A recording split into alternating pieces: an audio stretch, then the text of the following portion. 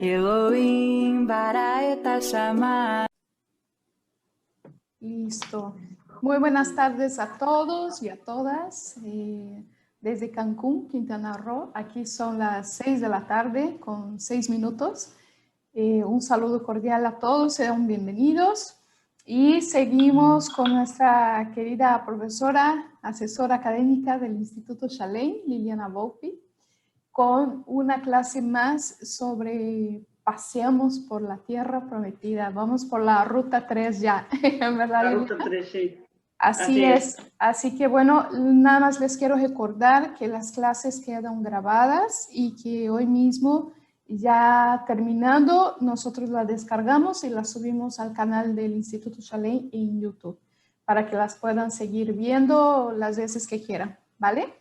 Bienvenidos y adelante, Liliana. Vale. Ok, buenas noches a todos, o buenas tardes porque están en México. Para mí son las noches, porque son las 12 de la noche. Esto es como los amores de la noche. Hay unas palabras en hebreo que a mí me encantan, ¿cómo se dice madrugada en hebreo? En realidad se dice Shaot Aktanot Shel Halayla, que significa las horas pequeñas de la noche. Y me parece sumamente poético, las pequeñas horas de la noche. Bueno, estamos aquí, vamos a empezar por la tercera ruta. Como bien lo dijo Yusi, todas las rutas quedan grabadas, o sea, la gente que no vio la primera o la segunda puede entrar al Instituto Shalem y verlas sin ningún tipo de problemas. Y ya terminando, también les voy a decir todo lo que tenemos en el Instituto. El Instituto Shalem tiene ahora mismo, el día domingo, vamos a dar a 3 personas, 3 grandes profesores van a dar unas clases de crítica textual con una pregunta muy importante, que es... Si acaso la crítica textual puede afectar nuestra fe, ¿vale? Okay, entonces perfecto. Vamos a tener 3 invitados especiales, que es la doctora Macarena García, de la Universidad de Complutense de Madrid, el doctor Adolfo Reutemann, del Museo de Sahel, Santuario del Libro, y el profesor Irving Gattel, colaborador de Enlace Judío. La charla se va a llevar a cabo a las 11 de la mañana, hora México, Ciudad de México, y bueno, están todos cordialmente invitados. Sí, están todos invitados. La verdad que yo creo que va a ser muy interesante, porque ese siempre es un tema que se debate mucho, si cuando estudiamos más la Biblia dejamos de tener fe, o nos cerramos, o nos abrimos, o dudamos, o lo que sea, ¿no? Entonces yo creo que va a estar muy interesante. Bueno, yo voy a empezar con lo mío, y después seguimos hablando de las otras cosas. Voy a compartirles, como siempre, la pantalla. Ya me pusiste a compartir, Yusi, ¿no? ¿Sí? Sí, así vale, es, adelante. Entonces, aquí está. Vale, muy bien, ahí está. Perfecto. Bueno, como siempre les voy a empezar a contar lo que vamos a ver hoy. La ruta que vamos a hacer es Cafarnaúm, que llamamos siempre la ciudad de Jesús. Tabja, que es el lugar de la multiplicación de los panes y los peces. Lo vamos a seguir por Magdala, el lugar donde es muy, muy interesante lo que han encontrado ellos. Vamos a hablar un poquito de su historia. Luego vamos a continuar por Beit Chan. Beit es casa y Chan es como de tranquilidad, de relax. Pasaron varias cosas importantes ahí. El lugar donde mataron, donde fue muerto Saúl y su hijo Jonathan. Y intentaremos entender un poco el movimiento de los kibutzim, de los moshavim, una forma de vida muy particular que hay en Israel. Bueno, voy a empezar un segundito. Como siempre les muestro un mapa para que nos ubiquemos en el lugar. En realidad vamos a recorrer toda la zona, una zona muy importante que está en la zona de Galilea. Recuerden que estamos en la zona de Galilea Baja, ya hemos visto el Golán, hemos visto Beatitudines, Nazaret, y ahora vamos a bajar, un segundo que ahí está. Vamos a bajar, ahí lo tienen a Beit Chan, ¿lo ven? Vamos a llegar hasta allá, y ya dentro de 2 semanas haremos lo que sigue, que es Jericó, toda la parte de Masada, la parte de Engedi, etcétera, etcétera. En fin, vamos a seguir. Ahí tenemos a Cafarnaum. Kfar en hebreo es pueblo y Naum, el pueblo de Nahum. No sabemos quién era este Nahum, o algunos hablan o dicen algunos historiadores que era profeta Nahum, pero no lo sabemos realmente con certeza. Y a este lugar se le llama la ciudad de Jesús. ¿Por qué razón? Porque Jesús viene de Nazaret hasta Cafarnaúm, que es toda la zona, como ven, al lado del mar de Galilea, lo tienen ahí mismo, y ahí realmente donde se realizan la mayor cantidad de milagros. Hay muchos, por supuesto, que él hizo en otros lugares, pero esta es la mayor cantidad. Aquí también es donde vivía Pedro. Era una zona muy importante porque era una zona que estaba en la frontera, podemos decir, entre la zona del Golán y la zona de Cafarnaúm, que es la zona de Galilea. Si lo ven en el mapa, lo van a ubicar otra vez. Y era un lugar también, por ser un lugar de paso, era un lugar donde se cobraba evidentemente impuestos. ¿Y quién estaba ahí cobrando impuestos? Seguramente muchos ya lo saben, Mateo. Recuerden que Mateo era un cobrador de impuestos. Para que entiendan el tema del cobrador de impuestos, ¿por qué un judío cobraba impuestos? ¿Cómo era el tema de los impuestos que muchos judíos trabajaban en ello? Era como tener una sucursal, por llamarlo así, de lo que pasaba en Jerusalén. Realmente todo el dinero iba para Jerusalén. Pero yo, por ejemplo, quería ser cobradora de impuestos. Entonces le pagaba a Roma, en ese momento a Judea, supongamos 2.000 euros, ¿vale? Y yo tenía que recuperar mis 2.000 euros y ganar, evidentemente. Entonces, o sea, a Roma no le importaba si yo sacaba 2.000, 3.000, 4.000, 5.000, 6.000. A Roma le importaba que yo le diera esos 2.000. Y esa era de alguna manera la forma en que se cobraban esos impuestos. Y por supuesto, si alguien quería ganar más, pues cobraba más. Y a la larga decían que esto también era un colaborador de Roma. ¿Vale? Era una forma de vida, no era aceptable, por supuesto, por los judíos y menos por los judíos de Galilea, pero era la forma que había en ese momento. ¿Ok? En este lugar, y ahora voy a continuar, vamos a empezar viendo la sinagoga. Ahora, la sinagoga que se ve en Cafarnaúm no es la sinagoga que Jesús iba. La sinagoga, esta que vemos aquí, es del siglo 3-4 después de Cristo. Quiere decir que esta se construyó mucho después. Sin embargo, debajo de esta sinagoga se encuentra la otra sinagoga. La otra sinagoga fue destruida en el siglo más o menos en el 330, si no me equivoco, hubo movimientos de tierra. El Golán siempre ha tenido terremotos y movimientos de tierra. Evidentemente eso se cayó, volvieron a hacer una nueva, y aquí, como ven, se van a dar cuenta, esto es piedra caliza, piedra caliza que no es de la zona, porque de la zona es realmente zona volcánica. Sin embargo, las sinagogas, hemos hablado creo que ya, pero lo voy a repetir por las dudas, se dice Beit Knesset, Beit es casa y Knesset lugar de reunión. ¿Sí? La sinagoga en aquel momento era importante para reunirse, para discutir los problemas que había en el pueblo, para enseñar a los chicos, a los varones fundamentalmente, y por supuesto rezar en Shabbat. Sin embargo, hay diferencia entre las sinagogas y el templo, pero ya cuando se hace esta ya el templo no existía. Recuerdan ustedes que el segundo templo es destruido en el año 70 después de Cristo, ¿vale? Y en Cafarnaúm se nota también que es del siglo 3 y 4. ¿Por qué razón? Porque fíjense en las columnas. Las columnas tienen ya mucha influencia greco-romana, una forma ya más, digamos, romana en todo caso, por la forma de columnas que hay. Es una sinagoga muy bonita. Todo esto que les estoy mostrando, Cafarnaúm, pertenece a los franciscanos.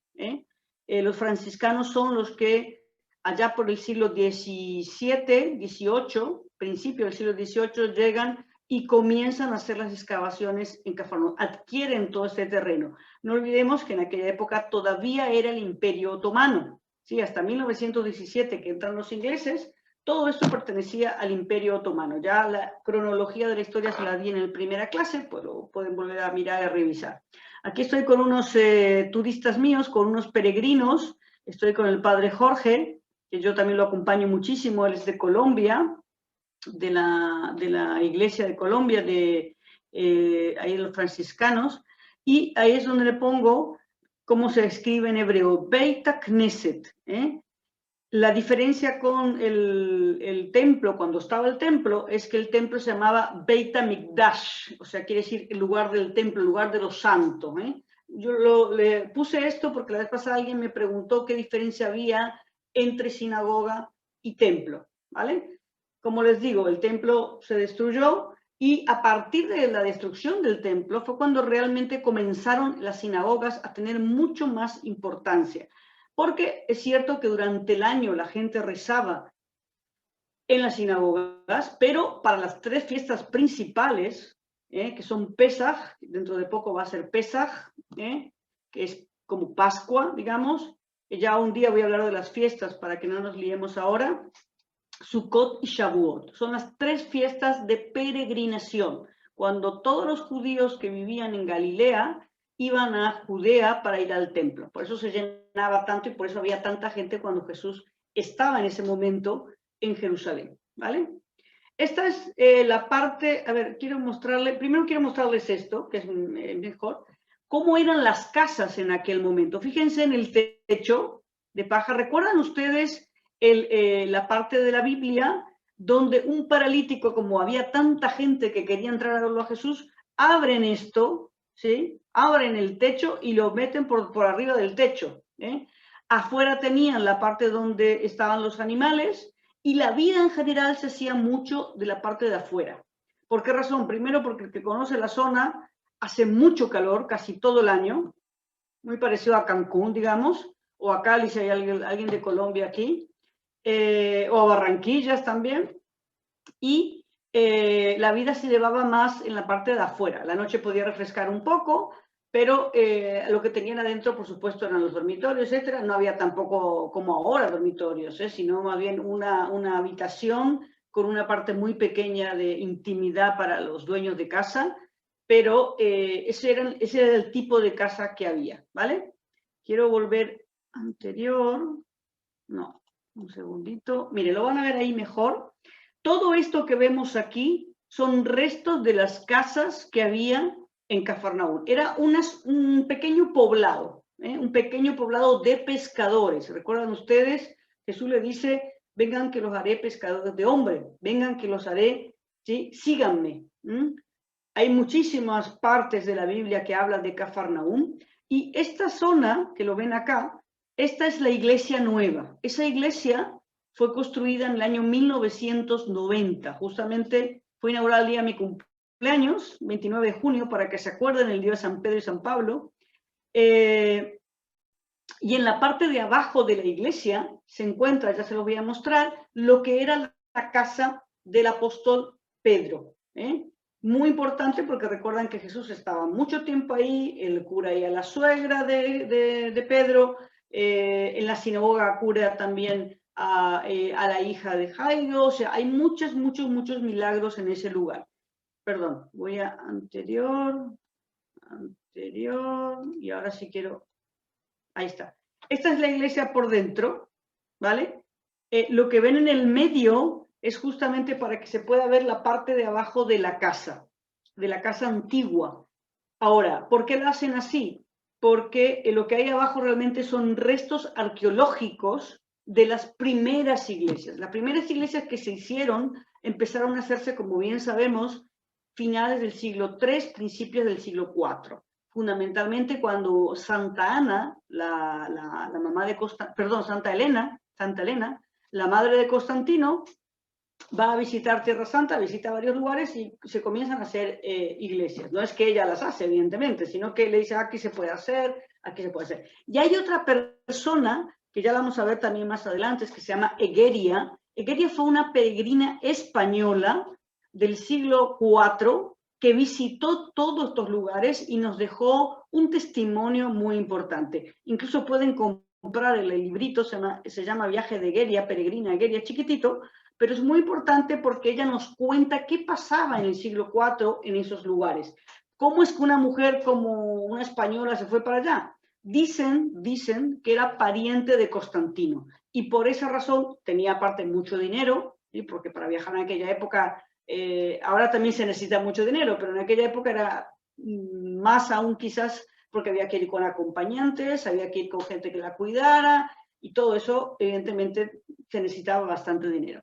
Aquí lo que hay es esta iglesia moderna, debajo, como les digo, está la parte de la casa, lo que queda de la casa de Pedro.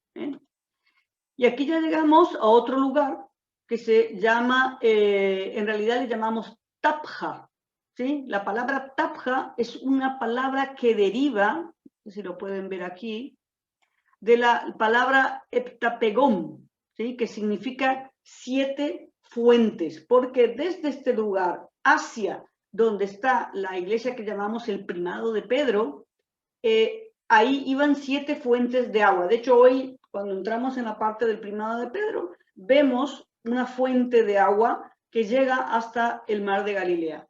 Y aquí es donde es muy conocido el pasaje, ¿sí? Lo tienen ahí, Marcos 6, 30, 44, la multiplicación. Había mucha gente que lo seguía a Jesús y entonces él dice, ¿pero qué pasa? ¿Por qué? ¿Qué pasa con esta gente? No, dice, no tenemos que darle de comer, mándalo a la casa, maestro, ¿no? Dice, dame lo que tengas, dame lo que tengas. Lo bendice, comen más de 5.000, de acuerdo a lo que nos dice la Biblia, y sobra. Ahora, este lugar, al principio, se hizo una iglesia muy pequeña en el siglo IV. Ahora vamos a ver los restos. Pero cuando vienen los musulmanes, lo destruyen completamente. Estamos hablando ya del siglo VII. ¿Vale? Primero los persas llegan al 614, después llegan los musulmanes en el 638, destruyen todo. Y después los benedictinos de la zona de Colonia, de Alemania, compran este terreno y comienzan la construcción de esta pequeña iglesia. ¿Vale? Es una iglesia muy bonita. Miren, aquí encontré esto que me gustó mucho. Todos comieron hasta saciarse y con los pedazos que sobraron se llenaron 7 canastas. Aquí tenemos de acuerdo a lo que dice el Evangelio de San Mateo. Por dentro, esta es la iglesia por dentro. Fíjense qué preciosa. Es una iglesia que casi no tiene imágenes. Parece como que entráramos en una iglesia templaria, ¿no? De la época de los templarios. Fíjense las luces que tienen y ahora les voy a mostrar, donde está, digamos, el ábsis, donde se da la misa, podemos encontrar una piedra donde se recuerda el lugar que Jesús hace esa multiplicación de los panes y de los peces. Los benedictinos hace unos años están haciendo reformas, posiblemente dentro de unos años veamos algo mucho más grande. Los pisos que tiene esta iglesia son mosaicos muy bellos. Voy a ver, ahí tienen uno de los más importantes, por cierto, porque aquí está representando, ¿sí?, los panes y los peces. Ahora, hay muchos mosaicos. A ver si ahí tengo otro. Este es el nilómetro. ¿Saben lo que es un nilómetro? Nilómetro. Esto es lo que se medía en el Nilo, el agua, para saber cuánta agricultura iba a haber, para calcular y a la vez cuánto se iba a cobrar de impuestos. Era muy importante. ¿Qué pasa aquí? ¿Por qué esto aparece en Galilea? Pues evidentemente alguien o conocía esa forma de medir en el Nilo, en Egipto, o realmente así también se medía en Galilea. No sabemos si se medía así, o si esa persona, quien hizo, porque no hay no firma, no sabemos quién hizo estos mosaicos, también lo copió, ¿vale? Todos los animalitos que se ven alrededor del mosaico aquí, en esta zona, son todos animalitos que ya están en la Galilea. Y él lo que hace, evidentemente, lo que ve, pues lo repite y lo vuelve y lo hace. Voy a volver a la anterior. Simplemente, este es el símbolo, los pescados y los panes. Es un símbolo que lo vamos a ver en muchos lugares. Generalmente en la parte de la iglesia, un segundito, ahí está. Aquí está este símbolo y generalmente nosotros no podemos pasar hasta aquí, porque hay aquí algo que lo cierra, porque si no la gente empieza a pisotear, etcétera, y no es muy bueno porque si no eso se destruye, ¿vale? Ahora, esta iglesia, como decía antes, no tiene casi imágenes. Vamos a encontrar solamente 2 imágenes, la de la Virgen y la de Jesús. ¿Por qué razón no tiene imágenes? Realmente no lo sabemos. Los benedictinos no están en contra de las imágenes, nada que ver, pero no tiene imágenes. A mí me gusta mucho, tiene una forma románica con 3 ábsides, y fundamentalmente, ¿por qué me gusta a mí tanto esta iglesia?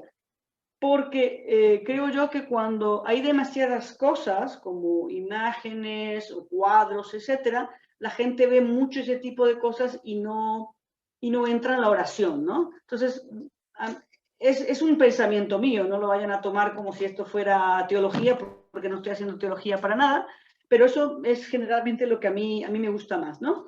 Pero bueno, es una idea muy personal. Fíjense lo que dice Egeria, recuerdan que yo les comenté de Egeria. Dice, no lejos de Cafarnaúm se ven los peldaños de piedra sobre los cuales se sentó el Señor. Allí, junto al mar, se encuentra un terreno cubierto de hierba abundante y muchas palmeras. Y junto al mismo lugar, 7 fuentes manadas, 7 fuentes, ¿recuerdan lo que les dije cómo se llamaba? Tapja, que así es un nombre que se dice en árabe.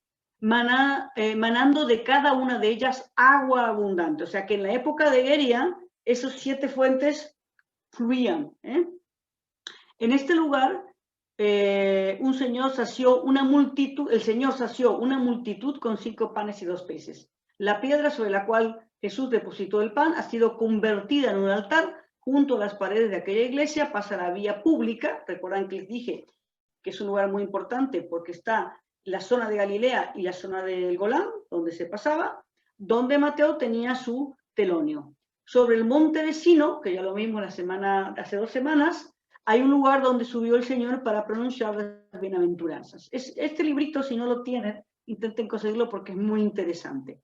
Y aquí, esto no estaba en el programa, pero sí lo traje porque está realmente en la vía. Esto es lo que llamamos nosotros el primado de Pedro.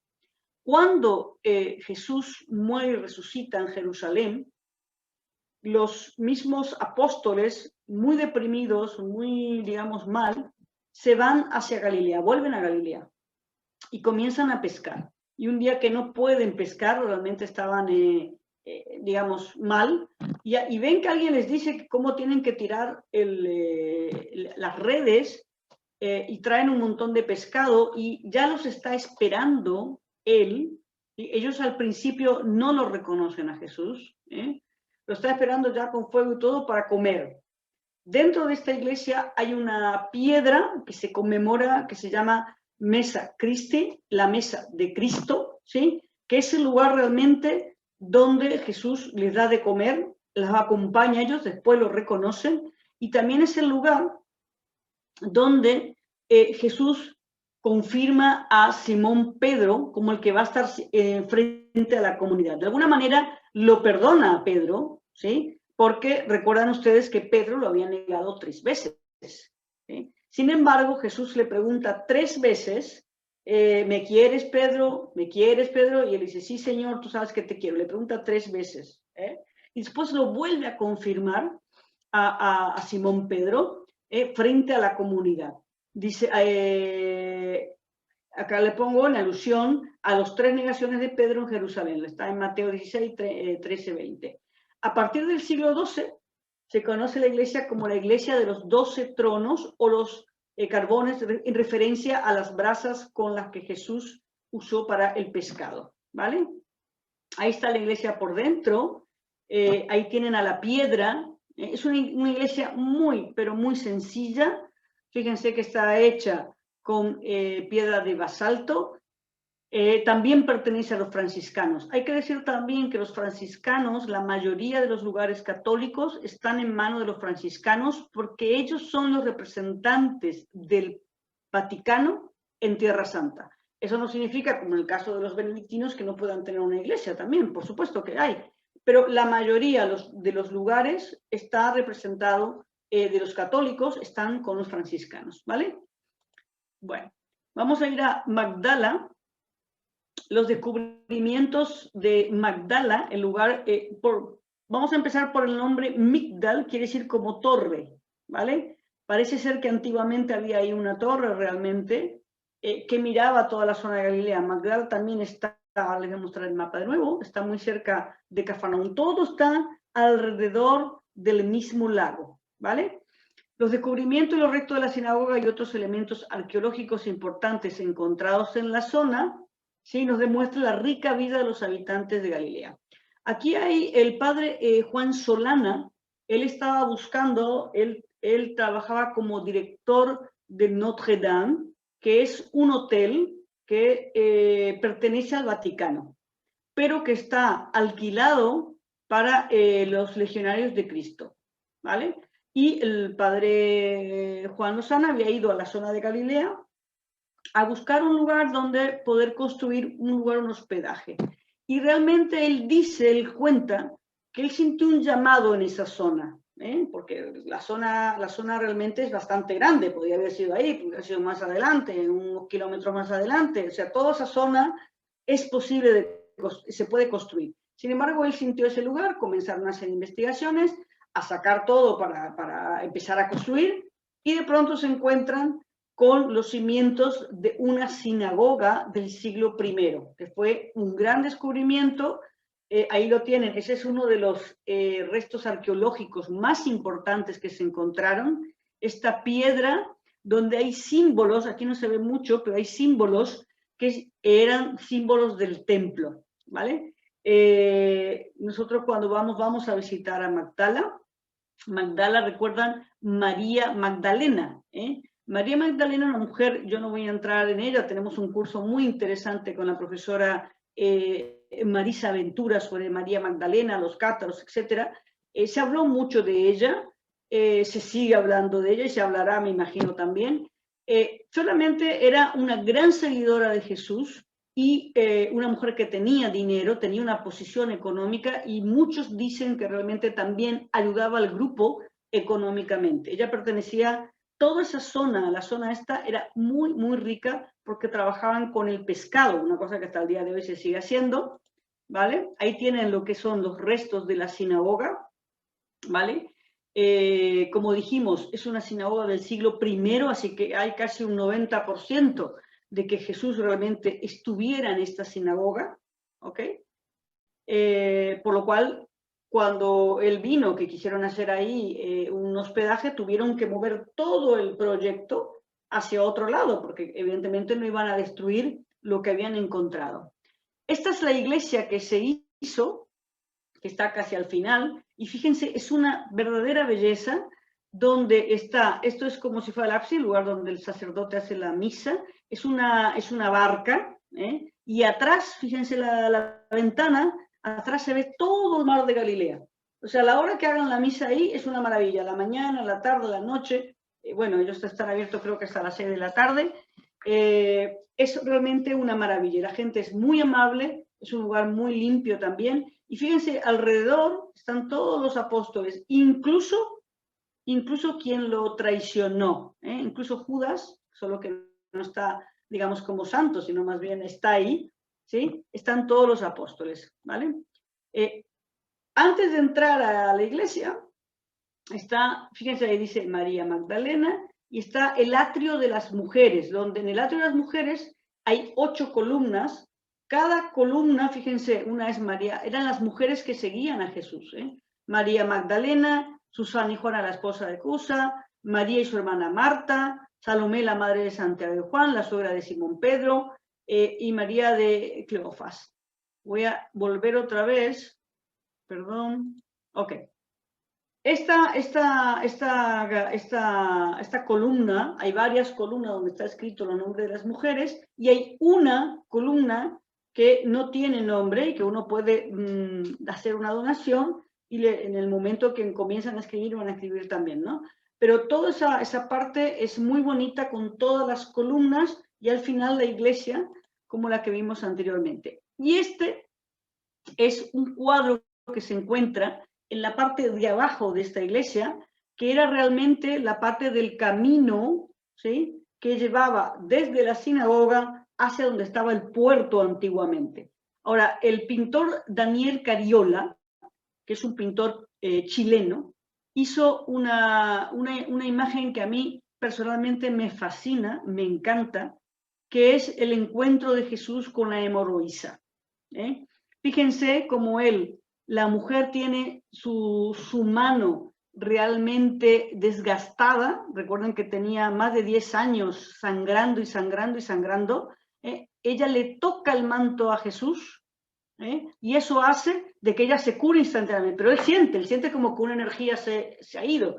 Entonces dice, ¿quién me ha tocado? Dice, Señor, dice, hay tantos que están encima tuyo, ¿cómo que no te van a tocar?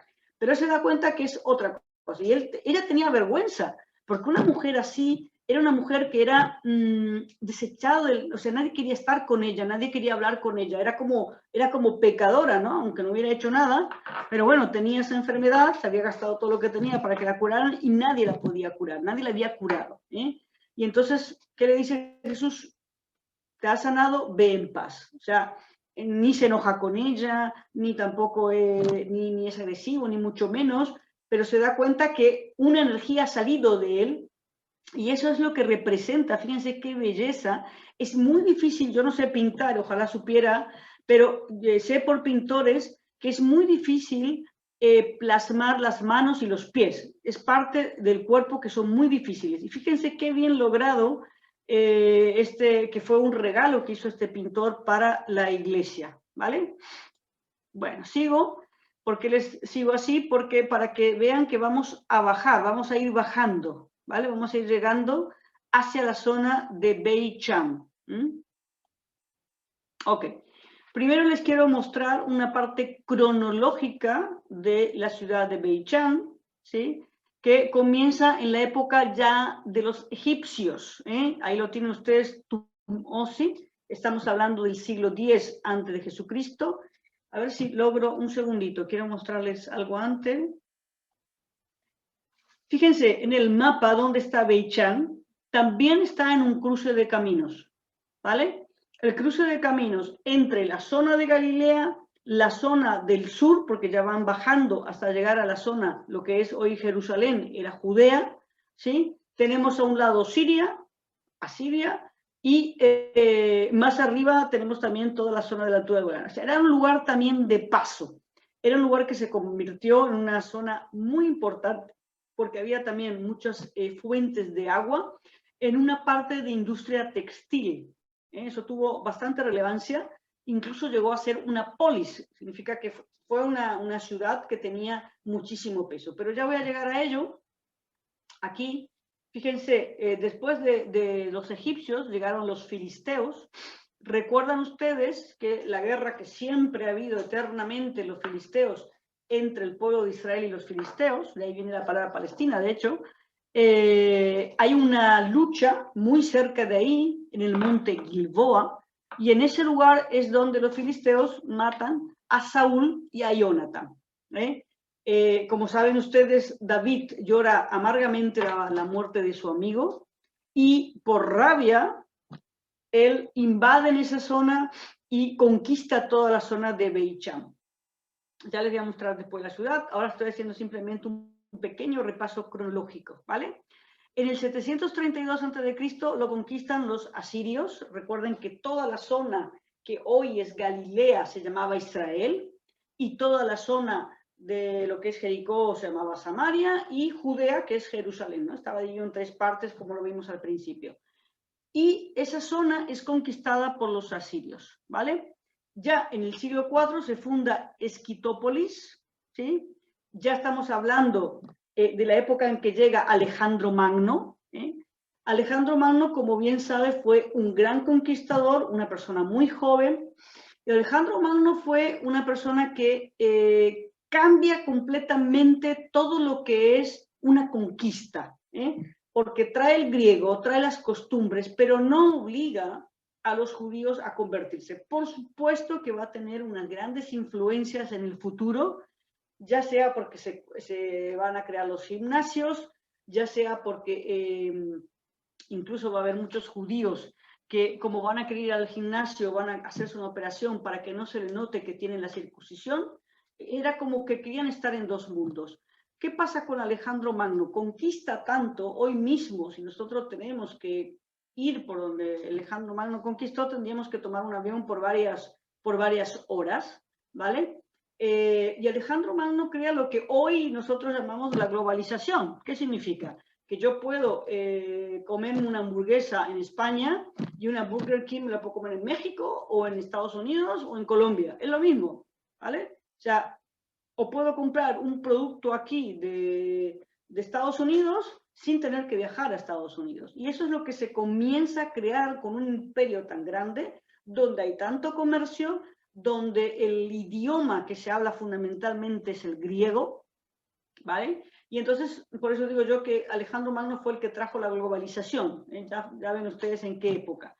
Luego, esa zona es conquistada por Pompeyo. Aquí llegan ya los romanos, estamos hablando del 63 a.C., y le va a poner el nombre de Decápolis.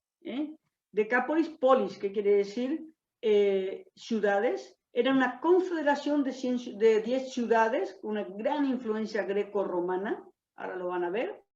Luego hay un terremoto en el 749 a.C., en el siglo X después de Cristo llegan los cruzados que comienzan a construir. Saladino, como bien saben, directamente destruye toda la ciudad, lo que quedaba de la ciudad, y en el año 1949 se funda la ciudad de Beit-Shan, la nueva ciudad de Beit-Shan, la que hoy todavía existe, la del Estado de Israel. Y aquí les voy a mostrar, esta es la ciudad de Beit-Shan vista desde arriba. Hay que subir muchas escaleras, pero lo hemos subido varias veces. Arriba se encontraban los templos egipcios, que ya no queda nada. Lo que queda es una excelente vista de toda la ciudad. La parte que se han hecho las excavaciones son las partes que es lo que nosotros llamaríamos el ágora, toda la parte principal de la ciudad. Y la calle que vemos aquí, ¿sí? Esta calle, una se llama Silvano y esta se llama, se me fue el nombre ahora, Palladius, que fue un gobernador muy importante y por eso le pusieron ese nombre. Generalmente la calle principal es el Cardo, que todo el mundo, en cualquier mundo en parte romana siempre está el Cardo y el Decámonos, y aquí está, le cambiaron el nombre, esta calle principal llena de columnas, ahí lo ven, columnas muy altas, tienen casi 6 metros más o menos, y en la zona ay, se me va el ratón, perdón. En esta zona de aquí se encuentran los restos de lo que era un templo a Dionisios. Recuerdan que Dionisios en la época griega, Baco en la época de los romanos es lo mismo, ¿sí? El Dionisios que tenía muchas mujeres, que le gustaba mucho el vino, que, bueno, en fin, la mitología, digamos, de los griegos. Y, sin embargo, esta fue una ciudad muy importante en la época greco-romana, ¿vale? Fíjense, aquí se ve mucho más cerca las columnas. En la parte en todo este camino, ¿sí? Vamos a encontrar una parte que se llama sigma. Sigma es muy redondo, es una parte redonda donde encontraron una figura que le llaman Tiche, que le llaman, ella dice que es la que cuida la ciudad. Estamos hablando siempre de la época greco-romana, donde todas estas mitologías y todo esto es, hoy lo llamaríamos un cuentito, ¿no? Pero es mitología griega, ¿vale? Y ellos evidentemente creían en eso y respetable, ¿no? Entonces, esta zona tenía toda la zona de la calle, toda esta parte de aquí, hay mosaicos, que no se ve muy bien. Hay que recordar otra cosa. Beit-Shan es un lugar que hace muchísimo calor. Es como estar en un pozo. Casi todo el año hace calor. O sea, eso es como más o menos como Cancún, creería yo, o como Barranquilla, o no conozco otro lugar que haga tanto calor, pero es un lugar que hace mucho, mucho calor. Generalmente, si vamos a ir en agosto, hay que transpirar mucho, ¿vale? Generalmente en Israel, en esa parte, todo el año hace calor, pero en la época de agosto es donde más todavía. Bueno, ahí está la gran artista, Liliana. Es una foto con una amiga mía que se llama Karen, es como mi familia, y estamos en el teatro. En la época que los chicos eran pequeños todavía los podíamos llevar, los hijos de ella. Y el teatro de Beit-Shan era un teatro que tenía 7.000 espectadores. 7.000 espectadores, se conserva bastante mejor que el teatro que vemos en Cesarea Marítima. Ya llegaremos a algún momento a Cesarea Marítima, que fue toda rehecha completamente. Aquí hubo partes que se volvió a hacer, pero realmente el teatro tiene una acústica excelente. Yo no recuerdo si hablé mucho del teatro alguna vez, pero el teatro es algo que surge realmente en Grecia. El primer teatro que se hace es en Atenas, y se hacían los teatros al principio de madera, se terminaba la función y se destruía. Sin embargo, cuando se hace el teatro de Dionisios, es un teatro que lo hacen de material y a propósito le ponen ese nombre Dionisio para que no lo destruyan. Hasta el día de hoy en Atenas se puede ver ese teatro. Y en aquel momento, como pasaron muchos siglos, las mujeres no podían trabajar en el teatro. Entonces, los que si había, digamos, papeles de mujeres, lo hacían los hombres. No sé si alguno vio alguna vez la película el Shakespeare enamorado, si pueden verla, es viejita ya, pero es muy buena, y nos cuenta justamente de que había una mujer que quería trabajar en el teatro y era casi imposible, tenían que ser todos hombres, ¿vale? Era como un sacrilegio que una mujer trabajara como actriz. Bien. Y ahora llegamos a la parte que también los romanos, como bien saben ustedes, se la pasaban muy bien. Tenían los baños públicos, ¿sí? Los baños romanos. Hoy mucha gente le dice el spa, Hoy mucha gente que va a Turquía dice el baño turco. Y sin embargo, quienes realmente empezaron con estos baños fueron los romanos, ¿sí? Los romanos, que lo que ven ustedes aquí, estas pequeñas columnitas, ¿sí? En realidad no son para sentarse, como muchas veces me dice la gente, ¿sí? Que es para sentarse. Fíjense aquí esta parte de aquí, por aquí entraba el agua caliente. Ahora les voy a mostrar más o menos cómo era. Por aquí entraba el agua caliente, calentaba esas columnitas, el aire era un aire cerrado que iba alrededor de todas esas columnitas, y entonces arriba había un piso, se tiraba un poquito agua y teníamos un sauna, ¿vale? En esos baños había exactamente todo lo que hoy nosotros tenemos en cualquier baño, vale decir, tenemos el tepidarium, el calendarium y el frigidarium, es el frío, templado y caliente, porque ya saben que el cuerpo, si pasa de frío a caliente, así en forma automática, pues les hace mal. Entonces aquí había exactamente lo que hay hoy. Generalmente la gente que tenía mucho dinero tenía los baños en su casa. Y si no, pues mucha gente iba. Evidentemente en aquellas épocas había por separado, un día para las mujeres, otro para los hombres, etc. Pero iban todos. Fíjense aquí, esta es una foto que pude tomar cuando estuve, esto lo lamento mucho, pero siempre salen así porque siempre hay alguien que ensucia, pero simplemente para que vean el piso que estaba arriba, cómo por acá venía el fuego, el hipocausto que le llaman, que fue un invento de un romano, no recuerdo el nombre, pero consistían en unos hornos construidos en el exterior del edificio. Vean que esto viene desde fuera, ¿vale? Lo vamos a ver también en Masada. En Masada también había uno muy pequeñito, ¿sí? Que, bueno, eso ya lo usaban para ellos mismos, no era tanto para el público, pero sí había, ¿vale? Acá había por lo menos unos 4 o 5, lo que me dice a mí, al haber tantos ese tipo de baños, de que la población era una población bastante grande. También si pensamos que teníamos un teatro de 7.000 personas, estamos hablando que, según calculan, habían entre 10.000 y 15.000 personas que vivían ahí. Eso es muchísimo, aunque hoy fuera algo muy pequeño, para una población antigua eso es mucho, ¿vale? Bueno, acá da un poco la altura del espacio vacío por el que circulaba el aire, era de unos 40-60 centímetros. Se calcula que la temperatura obtenida en las viviendas no pasaba de los 30 grados. Ahora, si yo voy hoy a Beichani con todo el calor que hace, realmente no necesito una sauna, porque yo ando por ahí, ya para mí es una sauna. Seguramente en aquella época no hacía tanto calor. Cuando hablamos, generalmente hoy hablamos del cambio climático y muchos no lo creen, evidentemente hubo un gran cambio climático, aparte que mucho más población. Fíjense lo que utilizaban en los baños.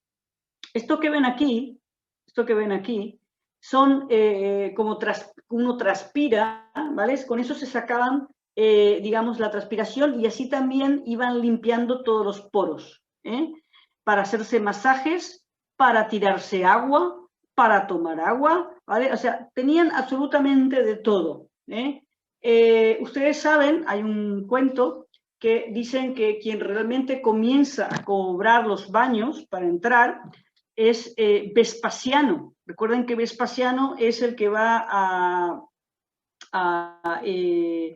¿cómo se dice?, a aplacar la revuelta que hay en Jerusalén, pero como a él lo nombran emperador de Roma, queda su hijo Tito, que al final es el que termina destruyendo el templo de Jerusalén. Cuando Tito vuelve a Roma y ve que el padre está empezando a cobrar estos baños, le dice, pero papá, ¿cómo es esto? ¿Cómo es que empiezas a cobrar los baños? Entonces se cuenta que el Vespasiano toma una moneda, le dice, a ver, huélela. Dice, ¿le tiene olor? No, dice, pues el dinero no tiene olor. Y de ahí viene esa frase, el dinero no tiene olor. Por eso yo cuando trabajé muchos años con italianos y se quejaban que había que pagar los baños, en algunos lugares, no en todos lados se pagan los baños, pues yo les decía, bueno, tienen que quejarse a Vespasiano, ¿vale? Porque él fue realmente el que comenzó a cobrar estos baños, ¿vale? Bien, sí, voy a terminar acá con lo que es Beit Sham. Les muestro otra vez para que más o menos lo vean. Un segundito. Esta es toda la zona de Beit Sham. Es un lugar que vale mucho la pena verlo. Nosotros vamos bastante por ahí.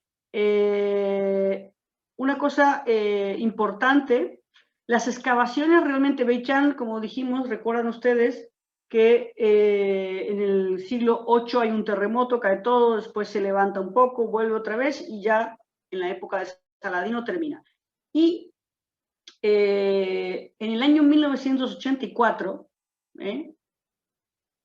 hay un gran problema de desempleo en Israel, porque hubo la guerra del Líbano, hubo mucho gasto y hay una inflación muy grande. Ya se habían comenzado las excavaciones, ya en el siglo XVIII se comenzaron, XIX, etcétera, poquito, pero en ese año, en 1984, para ocupar a la gente de la ciudad, que no tenía empleo y no sabían qué hacer, pues entonces se ocupó para comenzar a hacer más excavaciones, todavía falta hacer más excavaciones, pero en ese año fue la manera en que por lo menos por un año la gente tuvo trabajo. Después ya evidentemente la economía comenzó a fluir, y hubo otra fábrica, etcétera, de todo, ¿no? Pero en ese momento fue cuando se comenzó, digamos, a hacer mucho más excavaciones en la zona de Beit Sham.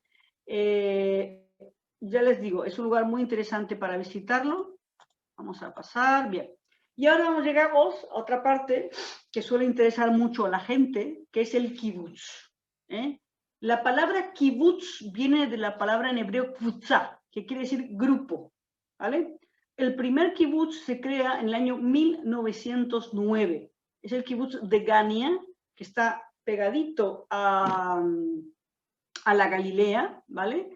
Y realmente vienen 12 personas, de las cuales 10 eran hombres y 2 mujeres, que son los que fundan de Gania, y vienen de Rusia. No se olviden que están a 220 metros por debajo del nivel del mar, hace, como dije antes, mucho calor, ¿sí? Y la zona de Galilea, a pesar de ser un lugar bajo, es un lugar donde se encuentran la mayoría de los kibutzim. Hay kibutzim también, y lo digo kibutzim en plural, y ahora voy a explicar bien lo que es. Los kibutzim se encuentran también en la zona del sur. Sí, vamos a encontrar, yo trabajé de voluntaria en un kibutz que está muy cerca de Eilat, al sur, donde hace muchísimo calor también. Hay en todos lados, pero la mayoría, ¿por qué razón? Porque lo que pasaba en la época antigua, la zona que le llamaban Israel, la zona de Galilea, es una zona muy fértil, donde tenemos bastante agua, donde llueve más, donde está el mar de Galilea, entonces es muy bueno para la agricultura. Estas personas que vienen, un segundo, estas personas que llegan de Rusia, si se ponen a pensar en el 1909, todavía era el Imperio Otomano.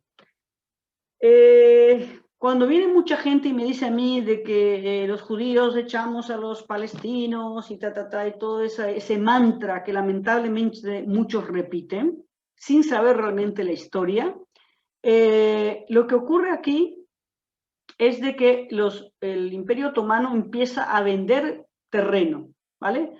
Hay un grupo que se llama el Keren Kayemet de Israel, que es un fondo de ayuda para Israel que existe hasta el día de hoy, y que comienzan a comprar terrenos que los mismos del mismo Imperio Otomano no lo quería. Porque pensaban, fíjense, pensaban que todo aquello que estaba al lado del agua, pensaban todo aquello que estaba en la parte del mar no servía para nada.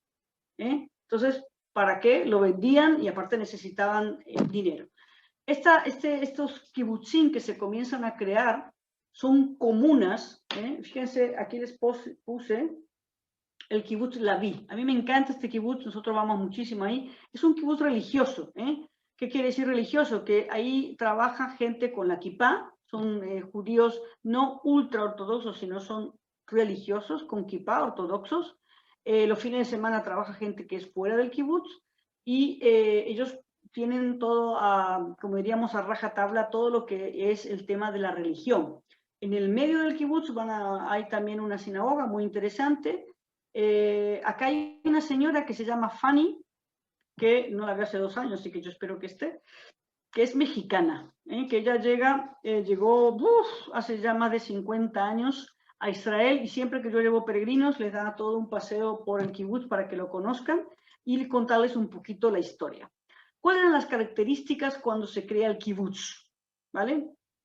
El kibutz, todo lo que se hacía, lo que se trabajaba, era para la comunidad, ¿vale? La importancia del trabajo de la tierra. Fíjense que llegaron mucha gente de Polonia, de Rusia, eran gente que tenían otra profesión, no eran para nada trabajadores de la tierra, de hecho no sabían mucho qué hacer. Incluso el barón Rothschild de Francia mandó gente que le enseñara cómo utilizar la máquina, cómo utilizar para moverse, ¿no? La fuerza de trabajo, rotación de trabajo. ¿Qué significaba eso?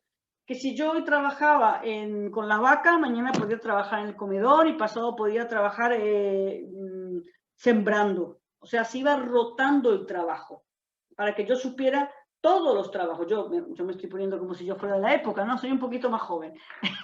Pero quiero decir de que se iba rotando el trabajo. Eso fue al inicio, donde se fueron colocando los kibutzim en lugares que eran muy importantes y muy estratégicos, ¿vale? Fíjense, el kibutz es un lugar muy bonito, cómo están construidas las casas. Siempre tenemos el patio afuera, tenemos jardín, y las casas dependen mucho de cómo sea la familia. Si la familia tiene 2 hijos, pues tiene 2 habitaciones para los hijos y una para los papás. Si tiene 3 hijos, pues más grande. O sea, dependiendo de los hijos, es la cantidad de habitación. Hay todavía algunos kibutzim que siguen con estas normas, vale decir, se trabaja en conjunto, todos los que están dentro del kibutz tienen un voto. Una vez al mes se hacen, ¿cómo se dice?, reuniones para ver cuánto se ha ganado, dónde vamos a invertir el dinero, si hay que comprar más máquinas, si se va a hacer otra fábrica. Esto, por ejemplo, tienen un hotel. El kibutz, si bien empezó como algo de agricultura, netamente agricultura, ellos son los inventores del riego por goteo. Casi el 90% de los inventos para la agricultura que salen de Israel son de los kibutzim. Ellos son los que lo inventaron porque se vieron en esa necesidad de ver de qué manera podían salir adelante, ¿vale? Entonces, como siempre pienso yo, cuando hay una necesidad es cuando se inventan más cosas, ¿eh? Cuando tenemos todo servido, parece que no tenemos mucho tiempo de pensar, ¿vale? Y en ese momento era agricultura, pero luego, claro, se tuvieron que ir capitalizando porque vivimos en un mundo capitalista. Entonces, hay muchos kibutzim que tienen fábricas, que tienen hoteles, que tienen fábricas espectaculares, muy, muy buenas, muy grandes. Yo trabajé también en una de ellas. Reciben también voluntarios, como lo que yo le acabo de contar, no en este kibutz, sino en otro kibutz, donde éramos más o menos unos 10 personas que éramos voluntarias. Nos hacían levantar muy tempranito, a las 3 de la mañana ya salíamos para trabajar. porque después hace mucho calor. Entonces volvíamos muy temprano, a las 10 ya dejábamos de trabajar porque era imposible trabajar con 40 o 45 grados de calor, ¿vale? En esta zona no, este kibutz, el kibutz Laví, se encuentra muy cerquita de la Galilea, del Tiberíades, está a 20 kilómetros. Ok. El kibutz, ¿qué más decirle? Hoy por hoy ya no existe esta forma en que todo se reparte en forma equitativa. Ha cambiado bastante la mentalidad, más allá de que se han hecho más capitalistas. Lo que ha cambiado es también de que se traen obreros de afuera, en este caso, por ejemplo, porque el kibutz es religioso y el fin de semana, evidentemente, ellos no trabajan, entonces se trae gente de afuera. Antes no, antes todo lo tenían que hacer los miembros del kibutz. ¿Cómo se hace para entrar a un kibutz? Para entrar a un kibutz hay que estar un año de prueba y ver si uno está bien emocionalmente, psicológicamente, si trabaja, si no es un vago, y no aceptan personas solteras. Generalmente aceptan personas casadas, con hijos o sin hijos, hasta los 35 años, porque se supone que todavía se puede trabajar otros. En Israel, las mujeres se jubilan a los 62 y los hombres a los 65, ¿vale? Ahora, si yo, por ejemplo, viví toda mi vida en kibutz, no por eso quiere decir que no puedo salir afuera. O sea, si yo me quiero ir del kibutz, supongamos que yo no quiero vivir más en el kibutz, me quiero ir, etcétera, a mí lo que me van a dar no es ni la casa, ni el coche, ni nada, porque todo eso pertenece a la comunidad. A mí lo que me van a dar son como una indemnización por mis años trabajados. Si yo trabajé en la lavandería o en el comedor o donde sea, ellos estipulan como un sueldo y te dan eso, y por supuesto tu pensión, la seguridad social, etcétera, etcétera. Pero no te puedes llevar la casa. Asimismo, ha sido muy difícil conservar a la gente porque cuando vinieron las generaciones nuevas y empezaron a ver la vida de afuera, las oportunidades, etcétera, etcétera, pues comenzaron a querer irse, muchos se fueron, de hecho, quedaron los padres, los tíos, etcétera. Cuando el kibutz es muy grande, la escuela está dentro del kibutz. Cuando hay muchos kibutzim alrededor, pues lo que hacen es traer a todos los alumnos a un kibutz, el más grande. Cuando es muy pequeño el kibutz y no hay escuelas, pues se lo lleva a un centro cercano a los chicos. Cuando terminan la escuela primaria, secundaria, como ustedes bien saben, los chicos van al ejército, chicos judíos van de 2 años las mujeres, 3 años los hombres, pues van al ejército y cuando vuelve, generalmente muchos quieren viajar, yo qué sé, o comienzan a estudiar en la universidad, si ingresaron, pues el kibutz les ayuda a estudiar, les paga los estudios. En Israel la universidad es paga, no es nada barato, es pago, hay que pagar la vivienda, hay que pagar la universidad, etcétera, etcétera, y el kibutz les ayuda a poder seguir adelante. Ahora, no todo el mundo se quiso quedar en este tipo de sistema y se creó otro tipo de sistema, el moshav. ¿Qué es el moshav? El moshav, la palabra moshav viene de la shevet, ahí se los puse abajo, que quiere decir sentarse, asentarse en un lugar, ¿vale? El moshav es parecido al kibutz en cuanto a servicios, pero los tractores, las demás maquinarias, todas las instalaciones agrícolas, cada cual tiene su parcela. Lo que se comparte es justamente los servicios de los tractores, las maquinarias que necesitan para trabajar. Lo otro que tiene, por ejemplo, el moshav es que si yo tengo un terreno donde yo cultivo banana y el otro cultiva pera, y hoy tengo que cultivar la banana, pues viene gente a ayudarme y después iré yo a ayudarle, ¿vale? Es una ayuda mutua, Y aquí sí existe la propiedad privada. O sea, aquí en el kibutz no existe la propiedad privada, la casa, todas las casas del kibutz, el comedor pertenece al kibutz, se comen en forma comunitaria, aunque tú puedes coger tu comida y llevarte a tu casa si te apetece. Sin embargo, en el moshav es mucho más privado. Tú tienes tu casa como quieres, la haces como quieres, compras el coche que quieres.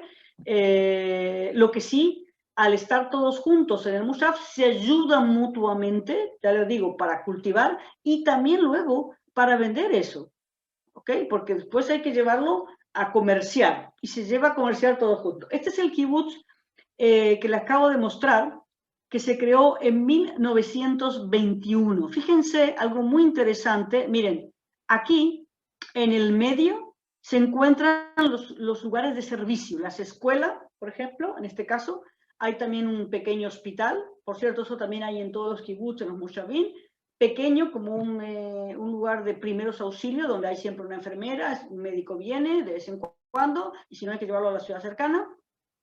Y se puso alrededor de los lugares, del lugar principal, como es, aquí lo ven, la escuela y el comedor, etcétera, todas las casas están alrededor. ¿Lo ven? Todos son casas, y después las fábricas que tienen, todo lo que tienen, porque claro, aparte de cultivar, fíjense los cultivos, que es una maravilla, aparte de los cultivos, después hay que llevarlo a un granero, hay que llevarlo a un lugar, hay que manufacturarlo, etcétera, etcétera, y ellos lo tienen. Pero esto es una forma de protección, de seguridad que se creó de esa manera para estar protegido. Bien, uy, ya me fui. El próximo encuentro que tenemos será el 26 de marzo, que vamos a ver toda la parte del desierto, la importancia, Jericó, la ciudad más antigua del mundo, el lugar del bautismo. Pasaremos por Qumran, que yo no soy especialista en Qumran, vamos a pasar por ahí. Para especialista lo tenemos al profesor Royman, ¿sí? En Gedi, y llegaremos hasta Masada, que fue la gran fortaleza de Herodes. Ahora, antes que empecemos con preguntas, quiero anunciarles, más allá de que el día, como bien dijo Yusi, el día domingo hay un encuentro con estos 3 profesores, el día 20 de este mes, que es el sábado que, no este sábado, el sábado que viene, hay una maratón de clases, que son 7 horas, 7 profesores, 7 temas diferentes que se van a dar.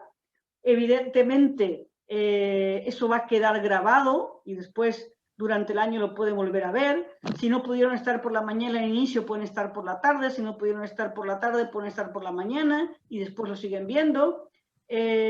Vamos a tener temas muy, muy interesantes. Va a estar también, por supuesto, el profesor Royman, el profesor Irving, va a estar la doctora Macarena, David, que es el que está dando, David también es doctor en historia, él está dando sobre profetas en el Instituto Shalem. Vamos a tener a la rabina Eliana, vamos a tener también a Marisa Ventura, que también nos va a hablar de algunos temas interesantes con respecto a María Magdalena.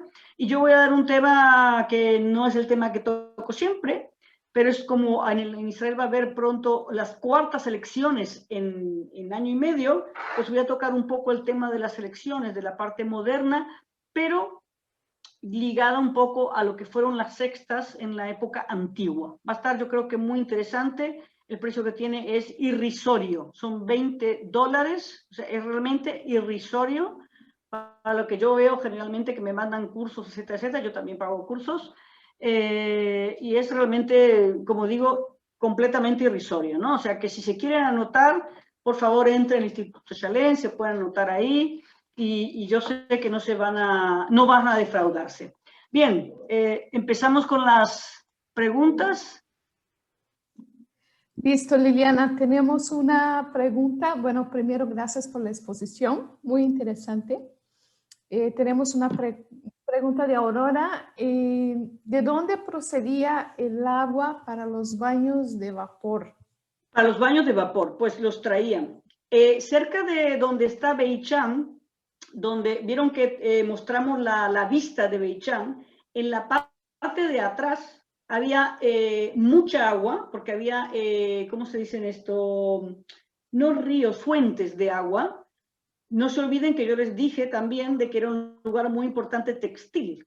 El textil necesita agua. Sin agua es imposible tener una industria textil. Entonces, y estamos hablando de la época romana fundamentalmente, greco-romana, donde los romanos eran unos genios para desviar el agua. Ya lo vamos a ver cuando lleguemos a Cesarea Marítima. Ellos desviaban el agua completamente. Hoy por hoy en España se puede ver incluso en Segovia, ¿vale? O en Mérida, aquí en Mérida de España, todo lo que queda de aquella época. Ellos desviaron el agua y llevaban el agua hasta esa zona. No estoy hablando de que fueran con caños y corriente, o sea, Desviaban significa desviaban el curso, y me imagino yo que ahí lo que tenían era gente que trabajaba y que ponían el agua, calentaban el agua, como pasaba en Masada también, lo vamos a ver, y como dije, ese agua fluía y de esa manera lo utilizaban. Los romanos, en la época de los Flavios, que son Vespasiano, Tito y todos ellos, encontraron más de 700 baños públicos en Roma. Vale decir, a nivel de limpieza, eran mucho más limpios que lo que fue la Edad Media, que no se bañaban nunca. Es la verdad, por eso tenían tantas enfermedades de piel.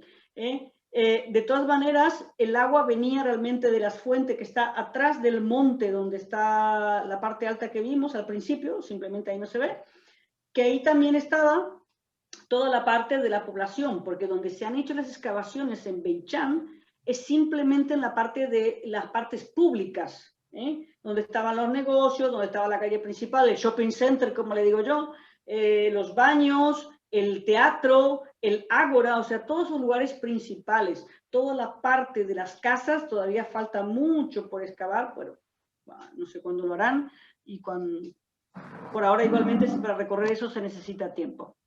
¿Qué más? ¿Qué otra pregunta? No veo preguntas por acá. Pues todo estuvo muy claro, qué bueno.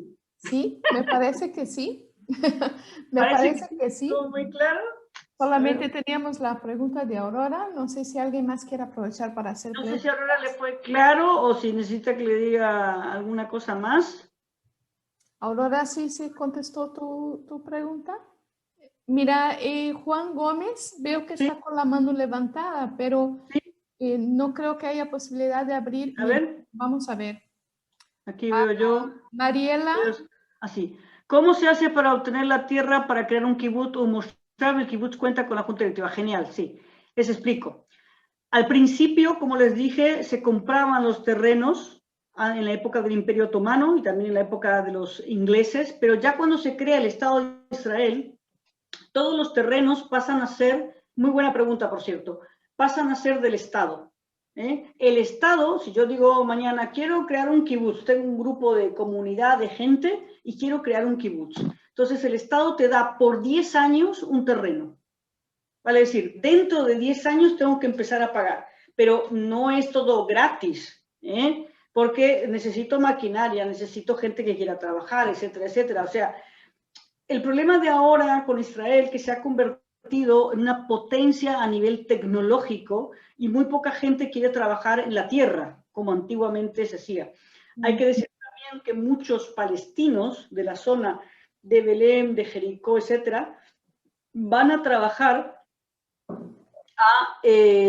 a estos lugares, ¿sí?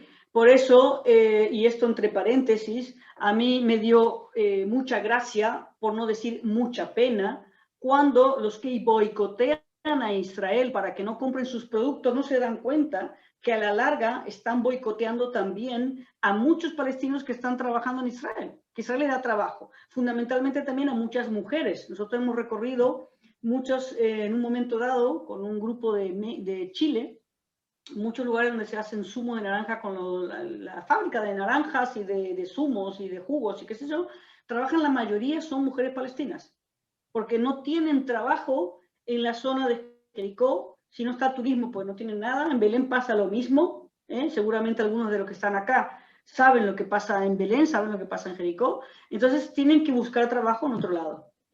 Ahora, el kibutz es un lugar donde se le da bastante trabajo a la gente de fuera, porque el kibutz tiene una mentalidad mucho más abierta, a pesar de estar en un lugar cerrado, en un moshav también, mucho más abierta que lo que puede ser Jerusalén misma, porque ahí puede ir todo el mundo a trabajar, aceptan voluntarios, o sea, no hay aquí una religiosidad muy ortodoxa, todo lo contrario, muchos que son directamente de izquierda, por llamarlo de alguna manera. No se olviden que el inicio del kibutz y del moshav está abierto por gente que viene de Rusia.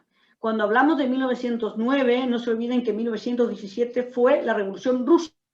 Esa gente ya venía con una mentalidad del comunismo, ¿vale? Entonces, Aquí hay otra cosa también que yo siempre digo y mucha gente se ríe de mí, pero creo que por ahí tengo algo de razón.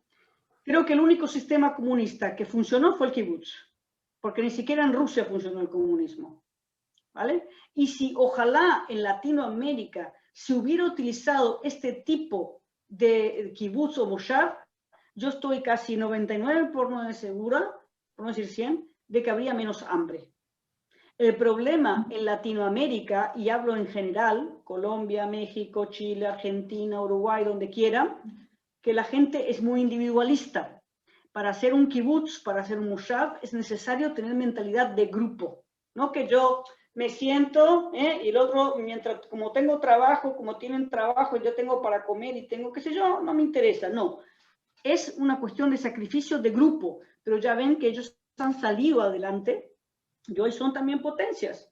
Porque, por ejemplo, todo lo que hablamos del riego por goteo, que se creó ya en 1950, eso se vende en todo el mundo. Eso se vende en todo el mundo. Yo digo porque yo he tenido muchos grupos míos que son gente que viene a aprender de la agricultura en Israel. Ellos crearon, seguramente algunos lo han visto si han estado en Israel, crearon como unas mantas que son para cubrir los bananos, las naranjas, etcétera. ¿Qué hacen esas mantas? Esa manta le da un calor especial con la tierra que hace que crezca mucho más rápido. Por dar un ejemplo, si una banana crece en 6 meses, pues ahí en 4 meses ya tenemos la banana para afuera. ¿Qué significa esto? Significa que podemos competir mejor en Europa, que podemos llevar nuestros productos antes a Europa. Y aparte se puede volver a cultivar muy rápido en ese lugar. Han hecho unas maravillas a nivel de, yo no sé tanto de agricultura, ojalá supiera más, pero realmente han hecho unas maravillas en ese sentido. Así es, Diana, y me parece que la gente tiene que tener una mentalidad un poco como de comunidad, ¿no? Exacto, sí. Para poder hacer algo así. Sí. Yo quisiera preguntarte si estos espacios que el gobierno les da acceso son solamente para judíos o para cualquier persona de cualquier nacionalidad. No, en general son judíos. Hay que decirlo, primero porque la sociedad árabe israelí, yo expliqué la semana pasada, hace 2 semanas, lo que era el israelí, lo que era, hay mucha gente que son árabes israelíes que tienen nacionalidad israelí. Ellos les gusta vivir de otra manera. Ellos viven muy junto con su familia, pero no aceptan ese tipo de grupos, digamos, que vienen más de los judíos europeos. Los que crearon el kibutz y el moshav eran más de la época, vamos a decir, lo que nosotros llamamos los judíos ashkenazíes, aquellos que vienen de Polonia, de Rusia, de Austria, pero fundamentalmente de Rusia. Por cierto, en Degania nació un niño muy bebé, que luego va a ser un personaje muy importante en la historia, que fue Moshe Dayan. Los papás de Moshe Dayan no se adaptaron al kibutz y se fueron a vivir al moshav. Y él creció en el moshav, él creció en esos lugares. Cuando Shimon Peres llegó a Israel, que en esa época no había nada, llegó de Polonia, también se fue a vivir a un kibutz. Muchos de ellos, Golda Meir, vivieron en un kibutz al inicio. No enseguida fueron políticos y hoy los conocemos como grandes héroes y líderes y qué sé yo, pero eran jóvenes. Llegaron primero a esos lugares, o sea, y ya ven, muchos nacieron en esos lugares. Entonces, en realidad, esos lugares la tierra es para los kibutz, generalmente, los que quieren hacer kibutz, que ya muchos no se hacen. Lo que pasa es que si yo tengo un kibutz muy grande, lo que hacen a veces es apadrinar a un kibutz pequeño. Por ejemplo, los hijos de un kibutz grande de 3.000 personas quieren ir a hacer otro kibutz, el kibutz grande le ayuda para que se haga un kibutz pequeño. Y así empiezan a trabajar, lo apadrina, ¿no? Le ayuda económicamente, etc. Por supuesto que le tiene que pedir el permiso al gobierno con respecto al terreno, pero esa es la forma, digamos, que hoy. Hoy ya de todas maneras, ¿cuántos kibutzim hay en Israel en este momento? Hay más o menos unos 172 kibutzim y unos 220, creo, moshavim. Hay que decir también que de la época antigua, en la forma en que se repartía, todos iguales, queda la mitad, y quizás menos de la mitad. hay un gran porcentaje que se han capitalizado, que ya tienen un sueldo, que trabajan, pero viven en comunidad, pero también pueden salir a trabajar afuera. Ya no tienen que necesariamente trabajar dentro del kibutz, ¿vale? ¿Qué más? Mira, súper la pregunta de Mariela. Gracias porque nos permitió desarrollar un poquito más el tema, que está muy interesante. No, no veo ninguna pregunta más por acá, Liliana. Vale. Liliana, justo. Mi pregunta es sobre la iglesia octagonal de Cafarnaúm. ¿Por qué tiene esa forma? Y brevemente, ¿qué historia tiene? Ok, te explico. Gracias. Vamos a ver. La primera iglesia que se hace, que no se ve ahí, pero la que está arriba también es octagonal, en realidad se cree, digamos, que es como el 8, lo ven como el infinito, ¿vale? Simbólico. Realmente tiene mucho que ver con la simbología.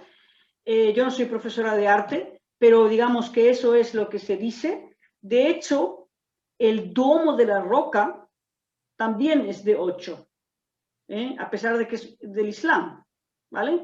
¿Pero por qué? Porque dice que lo construyeron también gente que se habían del cristianismo pasaron al Islam. Hay muchas iglesias así, también la de bienaventuranzas, pero bienaventuranzas son 8 beatitudes, octagonal. Seguramente en el arte tiene mucho más explicaciones de lo que yo puedo dar. Yo sé, o por lo que nosotros hemos estudiado, que tiene que ver con el infinito, ¿sí? El infinito, Jesús, por supuesto que aquí es supremamente importante. Pero bueno, si alguno quiere decirme alguna otra opinión o sabe alguna otra cosa al respecto, con mucho gusto lo escucho. Y nos pregunta por acá Juan Gómez que cada cuándo organizamos viajes a Israel. Bueno, ahorita por el tema de la pandemia, no sé este año posiblemente no podamos viajar. Tenemos pensado el año que viene con el Instituto Shalem hacer un viaje a Israel. La idea con el instituto, aquí hay mucha gente que viaja, que tiene agencia, etcétera, pero la idea realmente es hacer un viaje de estudio, o sea, todas las cosas que vamos estudiando en el Instituto Shalem, los profetas, las fiestas como tiene la rabina Eliana, Marisa también con María Magdalena. Yo doy un curso sobre María, sobre la Virgen María. Después está... ¿cuál otro? El que va a comenzar el profesor Royman, el que va a comenzar Macarena, el que tiene el profesor Irving también sobre cristianismo. Pues lo que vamos a intentar hacer es seguir de alguna manera eso que se ha estudiado, seguir aplicarlo, digamos, cuando vayamos a Tierra Santa. Y por supuesto que también la persona que no estudió puede viajar. Simplemente que no es, yo siempre hago una diferencia entre peregrinación y turismo. Nosotros vamos a hacer una forma más de turismo de estudio, por llamarlo de alguna manera. No vamos a ir con un sacerdote, ¿sí? No tiene nada de malo ir con un sacerdote, yo voy siempre con sacerdotes, pero quiero decir que aquí lo que vamos a intentar hacer más es de estudio, ¿sí? Más que, digamos, y por supuesto que siempre hay tiempo para las fotos, etcétera. Lo digo porque la gente se enloquece con las fotos, ¿sí? Pero digamos también para aprender, o sea, todo lo que nosotros leemos en la Biblia o todo lo que estamos dando acá, verlo es una cosa completamente diferente. Vivenciar todo eso es una cosa completamente diferente. Pero yo espero, ya pondremos fecha, que el año que viene, Besrat Hashem, como decimos, si Dios lo quiere, podamos volver a Jerusalén. Así es, Liliana. Digamos que en el instituto estudiamos la parte teórica y luego, por supuesto, queremos hacer la parte práctica en la tierra, ¿no? Y bueno, pues por ahí pueden fijarse en los cursos que tenemos para que después se vayan imaginando los itinerarios que se van a hacer de estos cursos, por si quieren llegar a participar, ¿no? Tan pronto sea posible, vamos a estar publicando los itinerarios de los viajes en la página del instituto también. Sí. Aquí hay una pregunta de Mariela que dice, ¿el kibutz cuenta con junta directiva? Mariela, la pregunta es muy buena. Ellos, vamos a ver, todos los miembros del kibutz tienen derecho a un voto, pero hay una junta directiva que se elige cada 2 años. ¿Quiénes son esa junta directiva? Son los que llevan el tema de las cuentas, la contabilidad, el negocio, dónde vamos a vender los productos, la organización lo lleva un grupo de personas que son elegidos. ¿Ok? Ahora, supongamos que a mí me eligieron para estar en la junta directiva. Eso no significa que cuando termine mi mandato no me manden a cosechar. No es que estoy subiendo de nivel y ya no voy a poder bajar. Eso no existe en el kibutz. ¿Vale? Lo digo porque mucha gente dice, yo fui directora, entonces yo tengo que ser súper directora de directora. Bueno, sí, en la vida de fuera sí, pero en el kibutz no pasa eso. Y hay un control de las cuentas, evidentemente, porque, bueno, entra mucho dinero al kibutz y hay que pagar al gobierno por la tierra, hay que pagar, bueno, la luz, el gas, tienen los gastos que tiene todo el mundo.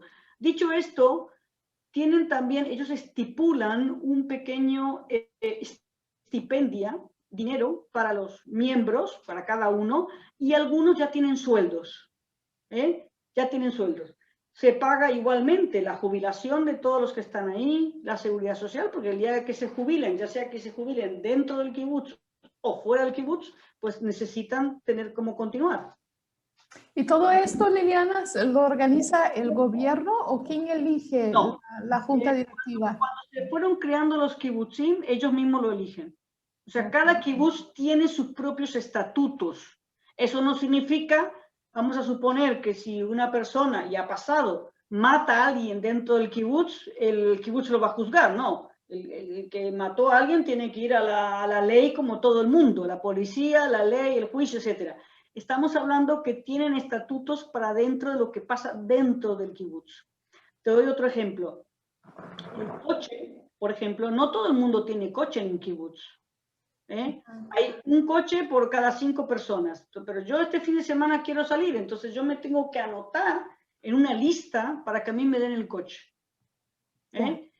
O sea, yo no es que digo, tengo el coche en mi puerta y salgo. Eso pasa en el Moshav, ahí está la diferencia. El Moshav sí, cada uno tiene sus coches, el que se pueda comprar 2 o 3 coches lo tiene.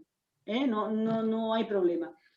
También ahora hay el hecho de que dije que mucha gente vive en el kibutz, pero se va a trabajar fuera, entonces parte de su sueldo es para el kibutz, porque ahí tiene todo, tiene casa, tiene comida, tiene la luz, tiene el gas, tiene la piscina que generalmente todos tienen, o sea, tiene todos los servicios.